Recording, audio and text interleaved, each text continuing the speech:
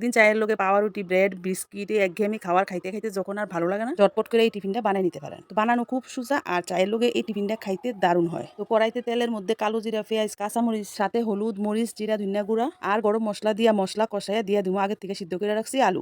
আলু ভালো করে কষাইয়া পরিমাণ মতো নুন আর ধনিয়া পাতা দিয়ে নামাইলাম। এদিকে লাগবো আমার সুজি। তো সুজিটা শুকনো অবস্থা থাকতে মিক্সারের মধ্যে একটু ঘুরাই নিছি। এখন এই সুজির মধ্যে দিয়ে দিছি 1 কাপ জাল দেওয়া দুধ, পরিমাণ মতো লবণ, সাথে 1 চামচ বেকিং পাউডার। তো এখন ঘন করে একটা ব্যাটার রেডি করে লইছি। তো এই ব্যাটারটা কিন্তু পাতলা হইলে হইতো না, ঘন হইতে হইব। তো আগে থেকে ভাইজা রাখছি আলু। তো আলু দিয়ে চ্যাপটা চ্যাপটা করে শেপ দিয়ে দিব। এদিকে আমার লাগবে ছোট সাইজের 3টা বাটি। তো বাটিটির মধ্যে প্রথমে তেল ব্রাশ করে লইছি। তো এখন বাটির মধ্যে 1 চামচ পরিমাণ ব্যাটার দিয়া এর উপরে দিয়ে দিমু আলুর পুর। এই আলুর পুরের উপরে আবার দিয়ে দিমু 1 চামচ পরিমাণ ব্যাটার। তো এইভাবে আমি প্রত্যেকটা বাটি তৈরি করে লইছি। তো এখন চুলার মধ্যে বসাই দিছি কড়াই, আর এই কড়াইয়ের মধ্যে দিয়ে দিছি জল। জলের উপরে বয়াই দিছি একটা স্ট্যান্ড। এই স্ট্যান্ডের উপরে এক এক করে সবটি বাটি বয়াই দিছি। তারপর একটা চাপা ঢাকনা দিয়ে দিছি। 10 মিনিট ধরে এভাবে জাল করে নিছি। তারপর একটা কাঠি দিয়ে চেক করে নামাই নিছি। সুজির এই টিফিনটা দেখতে যেমন সুন্দর, খাইতেও কিন্তু খুব ভালো হয়। তো একটা ভাঙ্গা দেখাইতেছি ভিতরটা ঠিক কিরকম হয়েছে। একেবারে